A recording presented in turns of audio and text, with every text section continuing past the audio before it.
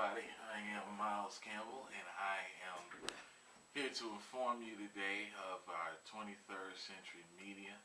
We are very excited to be broadcasting this first show from Altoona, Pennsylvania. This is the first show on the 23rd Century Media Network, simply called Blackout. And today our topic is about what's hot today, and that is Mr. Donald Sterling and his comments that he made about the African American players and Magic Johnson and some other idiotic comments that he made in his recording. Now, I pretty much, just like most people, I've been listening to this all weekend, and I've come up with my little and informative intake on what Mr. Sterling said. First off, I want to say that Donald Sterling's comments were very, very stupid. And I think everybody that has listened to the recording and listened to the tape knows that this guy is pretty much dumb. And this guy comments were idiotic, asinine. But that's the only one thing I want to touch in on this show today. The other thing I want to touch in on this show was, do you really disagree with everything Mr. Sterling said? And that's what I definitely wanted to talk about today. Do I disagree with everything that Donald Sterling said? Do I agree with it? Do I disagree with everything? In some parts of it, I understand where he was coming from, and of course some parts I was like, dude, what's wrong with you? Yeah, what's wrong with you? So I'm going to start off the show by first just refreshing everybody's mind. Donald Sterling is the owner of the Los Angeles Clippers Association, which is a basketball team in the NBA, the National Basketball Association, which is the NBA is a team consists of 30 basketball teams from all over the country, and Donald Sterling is the owner of one of the organizations that the history pretty much isn't good in winning, and this is pretty much their first year ever being a winning team and ever competing for a NBA championship, because these guys are very good contenders for NBA championships. They have great players on that team, great point guard, great centers, and great sixth man. So these guys are pretty much a championship contender, and unfortunately these asinine statements, these ridiculous comments came out. Number one, I do want to say that his girlfriend at the time was the one who was secretly, keyword in there, secretly taping Donald Sterling, which is illegal to secretly tape somebody in Los Angeles. So I don't really put the blame on Mr. Sterling, because everybody talks in the house, and if everybody had somebody secretly recording what they were saying in their house, everybody would be looking dumb like Donald Sterling is right now. As well as that, we must not forget that this guy has done these dumb things, but today I'm not here with 50 million questions, and I'm also not here with 50 million answers, but I do have a question: is why wasn't this notified by the NBA before? Why didn't David Stern, the former NBA commissioner, why didn't he say anything about these allegations? Why didn't he, because this has happened before with Donald Sterling, and David Stern pretty much swept it under the rug. So the other thing is, while I was listening to these recordings of Myles Sterling, I also countless times over the weekend. And honestly, where the guy's coming from, you really can look in. The guy is pretty much jealous because you can see in the relationship that this is what we call in Joliet in Chicago, where I'm from, is this is a case of he's a sugar daddy.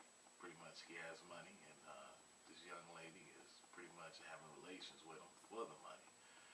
Um, and that's where we're coming at. I look at the whole thing in fact. At the wife of Donald Sterling was definitely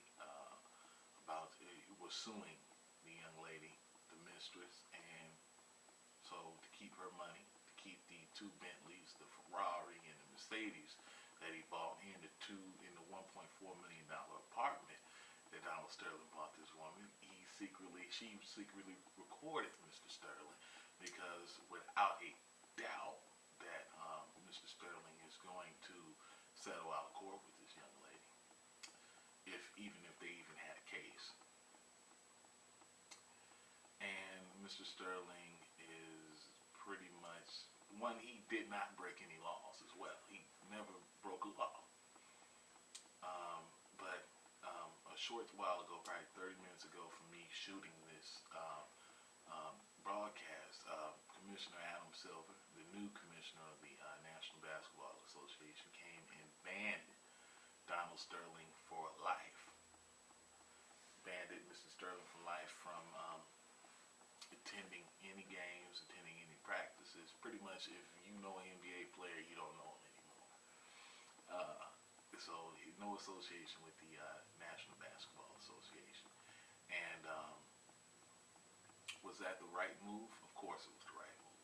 When you have a 80% dominant African American public, and most people that spend money on buying basketball jerseys, that spend money on buying tickets, are African Americans, and you can't have a person sitting there saying dumb, ignorant, bigot remarks about African Americans. I understand that, and I totally agree with the NBA in suspending and a $2.4 million fine, I believe, which is chump change to Donald Sterling. $2 million, he wipes his butt with that. But I do want to talk about the comments that he made that was very offensive, and he only made one comment that I believe that was offensive, and that was the comment towards his players. I don't believe what he said about Magic Johnson was 100% offensive towards anybody else other than Magic. And I will go into the detail of what I'm saying about the comments that were made about Magic Johnson. But the comments that were offensive to me and should have been offensive to every Clippers players is that he feeds the Los Angeles Clippers players. He clothes them. He buys the house. He writes the check for them to live. And that, as in, he is the one that's making sure they have food on the table and clothes on their back and a roof over their head and cars to drive. That is absolutely asinine. We know definitely that NBA players do not come from money. Most of them don't come from money. And that they live in neighborhoods that are not so good, definitely crime and everything. And these guys pretty much put on the back burner what their surrounding was, because most African Americans definitely aren't rich, and they come from the surrounding where gang life, and they have to be, gang affiliated to even survive in that neighborhood. And what these players are doing and have done pretty much is they survive, and then they thrive on their love for basketball, and they've earned the reason. So I do want to say that was the only offensive comment that this guy really made that really stood out to me. Pretty much every other comment that he made was pretty much, in a way, legitimate from this point. This dude is dating this very attractive woman, and he she's old and he doesn't. He knows pretty much what the relationship is, just like she knows what the relationship is, and just like all of us know what the right relationship is, just from looking at the pictures and the actions that the young lady took in the relationship after Mrs. Sterling, from what I hear in the audio, was about to break off the relationship. So this was a desperate woman to begin with, going to desperate measures in exposing Donald Sterling for capital gain, as in money. Let's not forget that. Let's not take her off the. We prosecuting Mr. Sterling for being morally wrong. She was also morally wrong as well. And why she was morally wrong, pretty much because she doesn't have it upstairs. She doesn't have the by meaning upstairs, I mean mentally, to do like every other hardworking woman, and that is to go to school and get an education, do what's right. Try to expand your mind, to expand your wallet, which she did not do. So instead of excelling upstairs, she hustled it downstairs, if you know what I mean. Speaking in that context, she couldn't expand upstairs, so she would hustle it downstairs. So that's pretty much what she's morally wrong, just as Mr. Sterling, and she's pretty much getting off the hook. But but let's not forget there's two parties in this that are wrong. One, this is this man's house, and in my house where he pays, in his house where, and just like anybody else is watching the video, in your house where you pay the bills, and you put food in the fridge, you make sure you got a roof over your head, you do all this. You don't want to be secretly doing saying anything, because we all say things in our house that we definitely would not say outside, because we know you can't talk bad about Jewish people. We know we can't talk bad about black people, and we know we can't talk bad about gay people, and we know that we can just not sound ignorant at any time talking to another race or another gender, or pretty much another human being, talking as in something that they cannot change, as in race, as in color, and as in sexuality. So with Mr. Sterling, of course, I'm not letting him off the hook for anything. He's dumb, he's stupid for the comments that he made. Now let me go in on Magic Johnson real quick. I was watching the game this Sunday, and I remember Magic Johnson being on ESPN Game Time with Jalen Rose and all the other guys, and he made this, the comment and everything that he wasn't going to attend Clipper games, which he should. And if you definitely can watch it on YouTube or anything about the comments that he made on there. But do I 100% disagree with the comments that Donald Sterling made about Magic Johnson? And one thing that Magic Johnson stood out and said in that interview was, I've known Donald Sterling since 1979. So that means Donald Sterling has known Magic Johnson between 1979.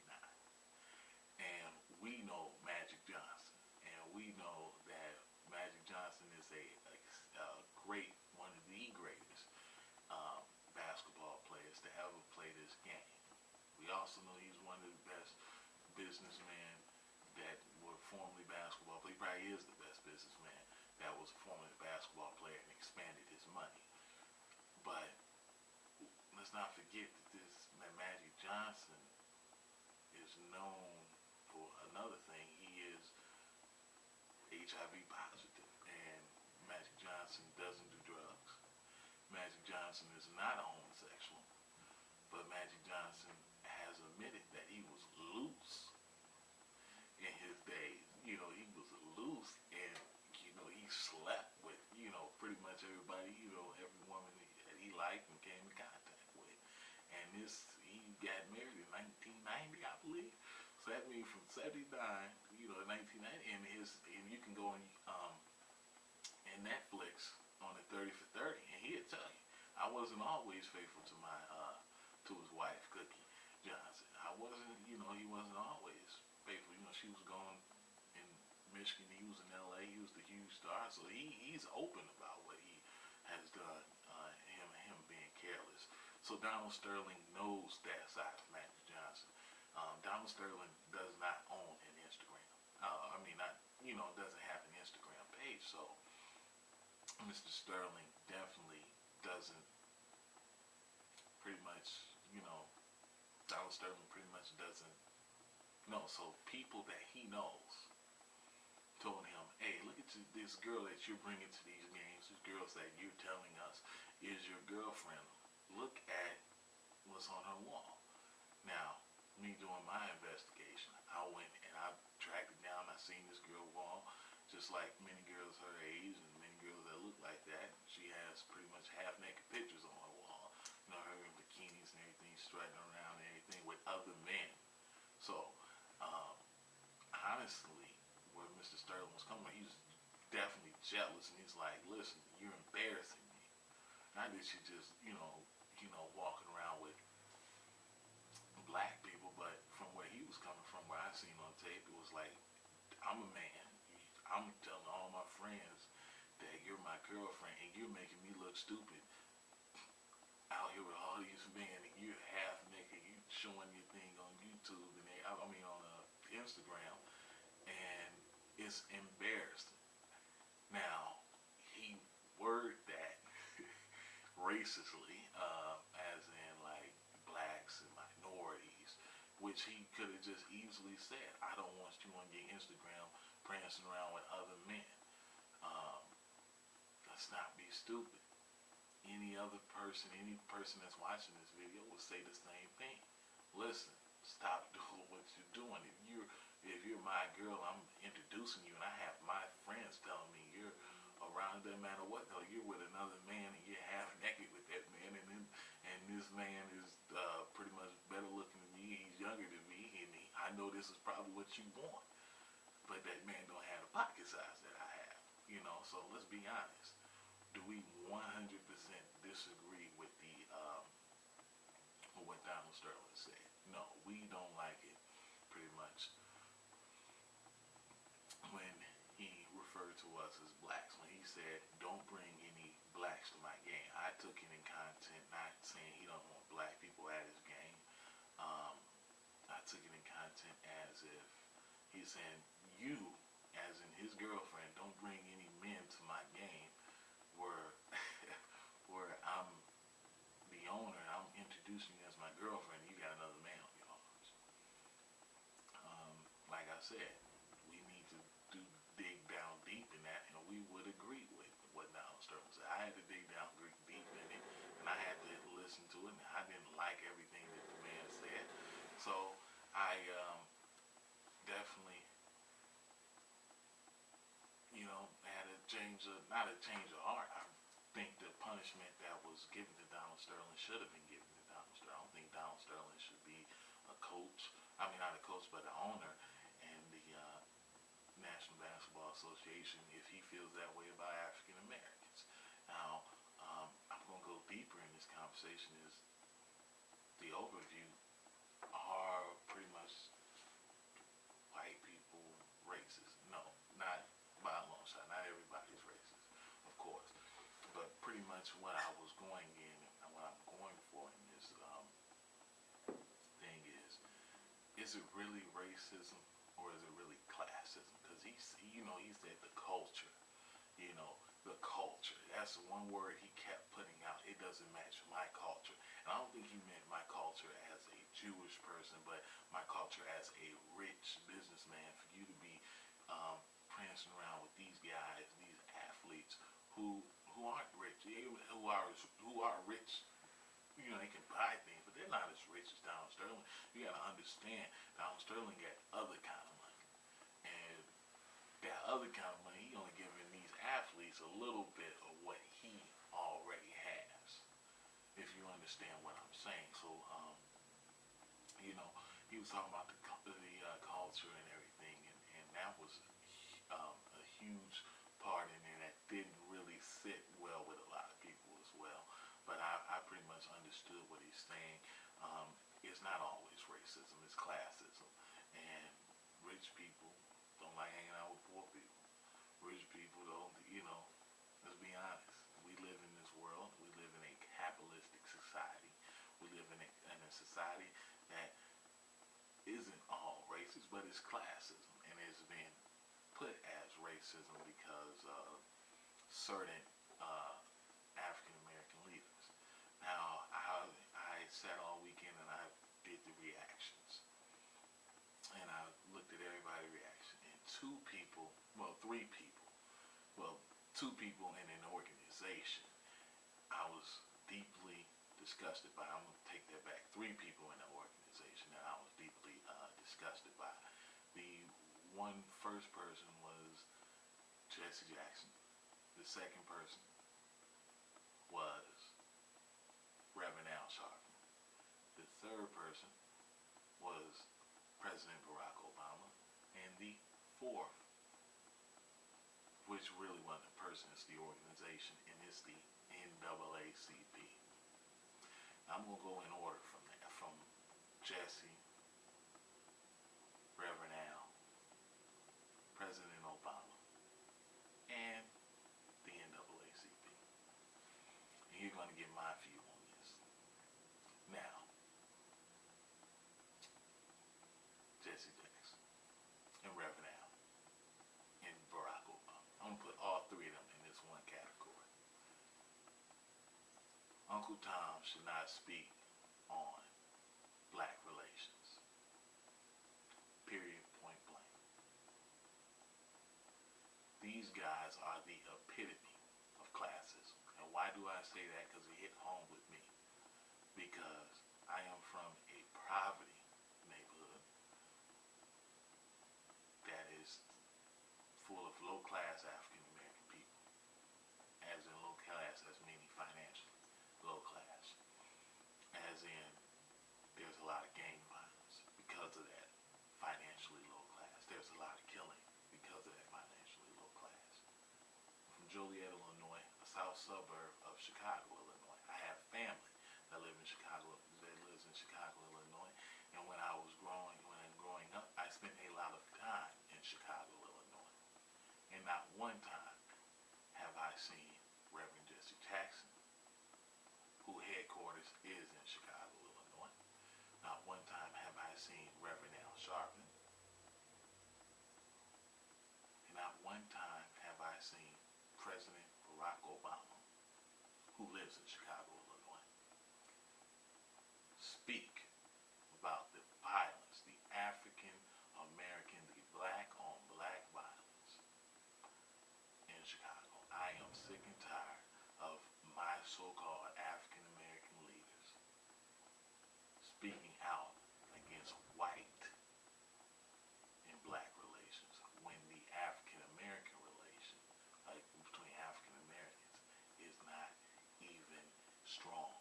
There's no unity in my community. There's no unity in my hometown when it comes to African Americans. There's no unity in this country, America, when we talk about African Americans. Somebody needs to tell them that. And somebody needs to tell them that you guys come from where we come from. I don't care how much dollars you have, Jesse, Al, President Obama. And President Obama should know the most. Sitting in that White House, the only thing that people look at you as is an educated Negro. Let's be honest. This man cannot pass a law. I think a couple of weeks ago, they spoke about at the national, the action movement that was who? Oh, Al Sharpton's organization. And they spoke about how disrespected they were.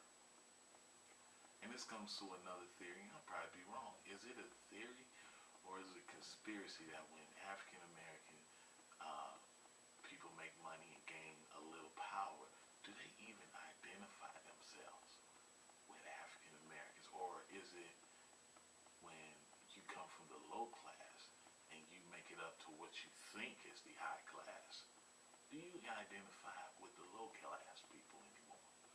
Or are you better than them? That's one thing I also would like to put out there on the question board.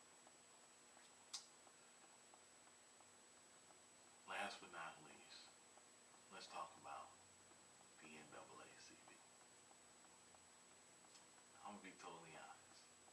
2 years ago, I stopped trusting the NAACP, and I don't even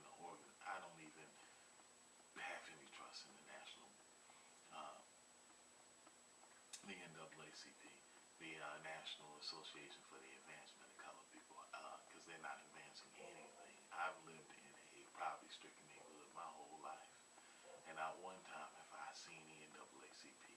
Not one time have I heard anybody from the NAACP speak out on us. So I won't. I never heard the NAACP talk one time about black on black crime in the national level as they have talked about Donald Sterling. And I'm sick and tired of it. And that 23rd century media,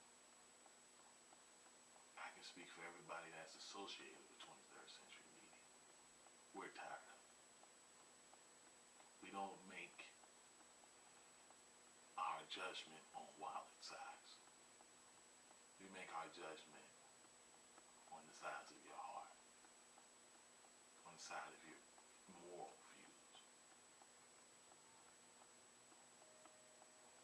Donald Sterling was in the NAACP Hall of Fame, about to be in there inducted twice because of his wallet size. The NAACP knows that, so they're stripping him. They're giving him his so-called giving him his money back when they know that they're wrong for taking his money to begin with, because he has had allegations since 2003, and they still give him a Lifetime Achievement Award. And if this never came out, they would have gave him 2 Lifetime Achievement Awards. And who gets 2 Lifetime Achievement Awards by the same organization anyway? Someone with that wallet. And let me talk about the NAACP as well. I'm going to go back 2 years ago. I was watching the NAACP Image Award 2 years ago, and I was disgusted with the NAACP Image Awards 2 years ago because they honored Django Unchained. And the reason I was disgusted with this was because Django Unchained was not made. They pretty much glorified this movie. They pretty much said it's the greatest slave movie ever. We remembered, we will never forget all this, and nothing in that movie was pretty much historically correct. It was probably, I can count on his hand how many things were historically correct in that movie. And I won't even get into that. We'll be here all day if I go in on what was historically discorrect in that movie. This movie said the N-word out of content over hundreds of times in that movie. This movie was not made by us, and it damn sure wasn't made for us. But the NAACP seen it as it was a great movie. I'm not discounting Quentin Tarantino for his amazing writing, as he always does, and as he always will be, and forever will be known for being an amazing director. We're not discounting Jamie Foxx or Kerry Washington or Christoph Waltz or Leonardo DiCaprio for being amazing actors and actresses, which they are.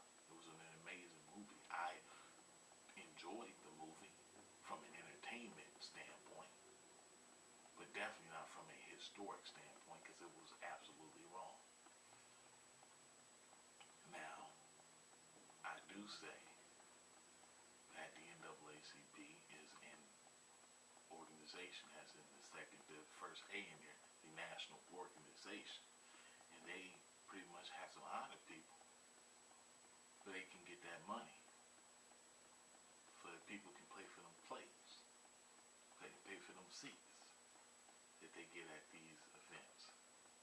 So I really 100% believe the NAACP needs to take a look at themselves before they down the Los Angeles chapter of the NAACP, because I'm pretty sure that Los Angeles chapter, being a major city, is in some kind of contact with the national chapter of the NAACP. I'm pretty sure since Los Angeles is one of the main tourist sites in America and it's very huge in the market of sports and just the market of entertainment in of itself, I'm pretty sure they had some kind of knowledge. The National Association, the national office had some kind of contact with the LA chapter and definitely knew of Donald Sterling being nominated for his second and was about to receive his second Lifetime Achievement Award after countless of allegations of racial prejudice. As someone always said, don't be too quick to pick your mascots. So that's pretty much my rant, my outlook on certain things. I pretty much don't have anything else to say than my other discuss with the NAACP. I discuss President Obama and not standing up for his people. You don't have to be an activist, but you can put light on it. You can bring the National Guard in Chicago. You can put a media light on Chicago, as you did. As you know, your word carried weight, as it did Sunday morning when you spoke about Donald Sterling, when you spoke about his ignorance. But you won't speak about where you met the city where you met your wife in, the city where you were elected out of, the city that you call home. You won't speak about that. You won't speak about the people who pretty much really didn't care about your political views, who just voted for you because you look like us. You won't speak about your people, but you will speak about another person who doesn't control any of your financial needs, who doesn't control anything you live by, who doesn't control anything that matters with the White House or citizens. But you won't speak about the people that your wife was raised around. The people that one day, 2 years from now, your kids are about to go back to Chicago. If you decide to even go back to Chicago, your kids are going to be in Chicago. You're going to be in Chicago. Your wife's family is in Chicago. But you won't speak about it. To Reverend Al Sharpton and Jesse Jackson, our all-black ambulance, our media holes, as I like to say. Your involvement with Donald Sterling in this story is just like the involvement of the young lady who audio recorded Donald Sterling. You're only here for the money. I've not one time heard anything of Reverend Al. I've never seen Reverend Al stage a march in Chicago on African American crime. The number one leading cause of death for a black man is not diabetes. It's not prostate cancer. It's a black man. I used to live in the city of Chicago, and most of my friends are dead. And if they're not dead, they're in jail. Only 6 of my friends, only 6 people that I've grown up with, left and went to college, including myself. And still, out of all these years, because this has been happening since I was in junior high, I done graduated high school and 2 years in college, and the same thing has happened. It only has progressed and got worse. And not one time have I heard Jesse Jackson or Noah Alshon say anything about this. So I'm going to pretty much leave this show today with saying we need to do something. We need to get some new leaders in here. Myself and many people like me. We need to get some young people in there. We need to get some young people to stand up, because these older African Americans that you see on TV don't know what you're going through. They don't know how we're perceived. Only thing they know is them dollars. They know how to get on camera and rhyme and sound good, just like their rapper friends who are considered moguls. They don't know what it's like in these streets today. They don't know what it's like to not be considered human. Because if humans, white humans, were out there killing each other like African Americans are, trust me, the National Guard would have been called in. The president would have taken some kind of action. We've seen, and I'm not downplaying what happened in Connecticut last year when the school shooting of those young kids. I was saddened just like the rest of America that young kids died very violent. But we've seen how people outpour their sorrow. What we need to do, and what my objective is to do here at 23rd Century Media, is to make the African American life, the black life, just as valuable as the white life, because it's not valued at all. Not by white people, and it damn sure ain't valued by black people, because we're the ones out here killing each other. So I'm going to go off, and I'm going to sign off with the last thing I want to say. I want everybody to do this. A legendary singer, songwriter, artist, Mr. Stevie Wonder, pretty much is not playing in Florida anymore.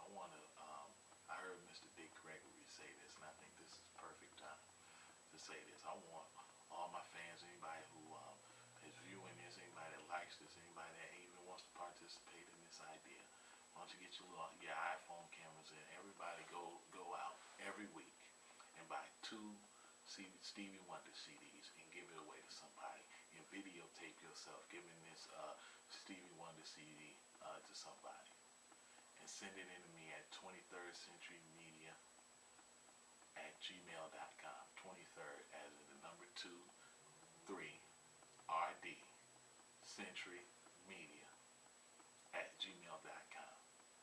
And on every video that I post up, I usually post up a video, at least 1 or 2 every week.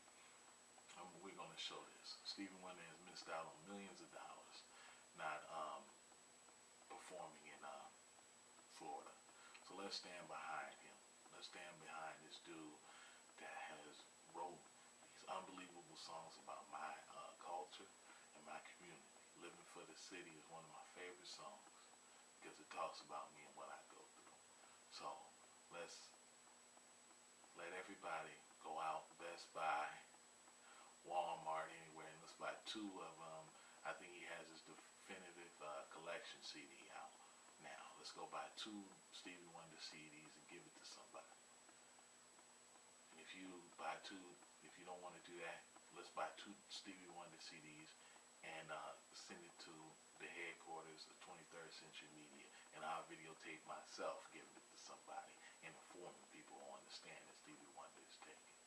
Let's bring some love back in